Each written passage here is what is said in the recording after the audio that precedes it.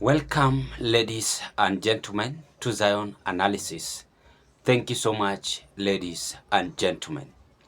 News is just in that Kalonzo Musyoka has officially endorsed Rigathi Gachagua as a presidential candidate 2027, as Kalonzo Musyoka prefers to be Gachagua's running mate. Tonight, Citizen can now confirm that Kalonzo Musyoka has entered into formal conversation to take up the position of running mate for Rigathi Gachagua in the 2027 presidential election.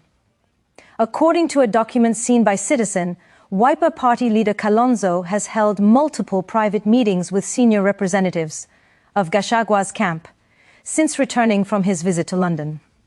Kalonzo's UK trip, initially described as a 10-day visit, was cut short after the death of former Prime Minister Raila Odinga, but insiders say the meetings around the Gachagua alliance had already begun while he was abroad.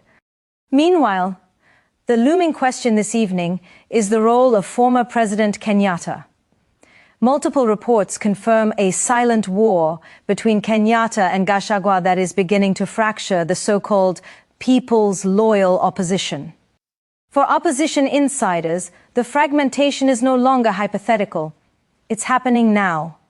On one side, Gachagua and Kalonzo advancing a joint plan. On the other, Fred Matiang'i and Mutahi Kagwe, perceived as aligned with the Kenyatta network, increasingly isolated. And, at the center of all of it, growing unease over the perceived closeness between former President Kenyatta and President Ruto. A proximity that has unsettled opposition figures and triggered a power split between two rival camps. Citizen has seen parts of a confidential working document detailing two emerging camps within the People's Loyal Opposition. On one side, Rigathi Gachagua, Kalonzo Musyoka, Mithika Linturi, and Martha Karua. On the other, Fred Matiang'i, Mutahi Kagwe, Justin Muchiri, Gathone Wamuchomba, and Eugene Wamalwa. The draft suggests these camps are getting serious. They're positioning themselves for key seats: Prime Cabinet Secretary, Speaker of the National Assembly, Majority Leader, and even party leadership. What this means for 2027 is less straightforward than... You've watched and listened to the video, ladies and gentlemen.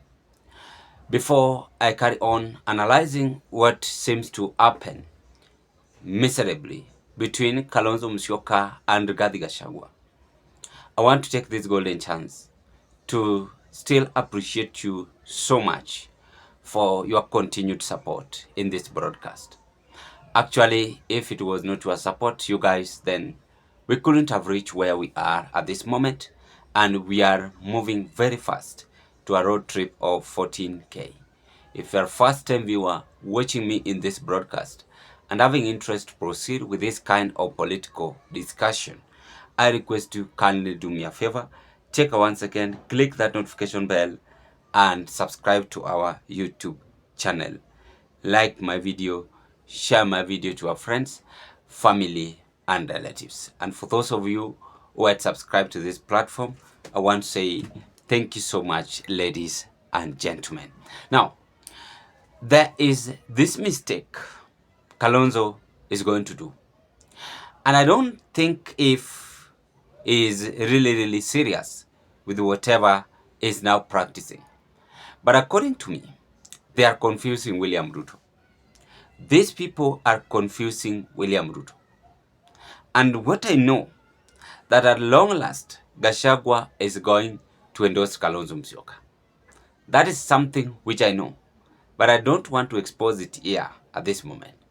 Anyway, politics is always well planned, well drafted, well plotted for any politician to achieve whatever he or she wants. Politically speaking, Kalonzo will never allow this to happen.